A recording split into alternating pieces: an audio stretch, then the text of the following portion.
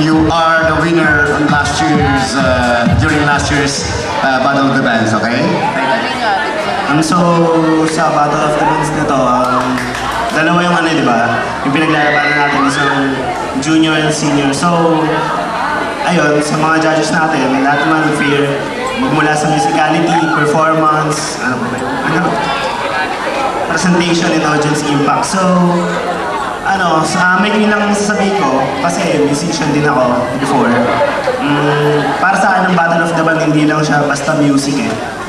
Tinatawag siyang entertainment. So, andito yung music, naririnig natin. Pag nakakita pa tayo ng magandang nakikita natin, mas gaganahan tayong manood, diba? So, itong tugtugan na to, salamat sa Little Mary Hearts. Eskwela ko rin to dati eh. Elementary ako. Yun ang bumubuo ng Battle of the Band sa mga ganito. Yung musicality, syempre, pinamataas lagi ng percent yan, and yung performance tsaka audience.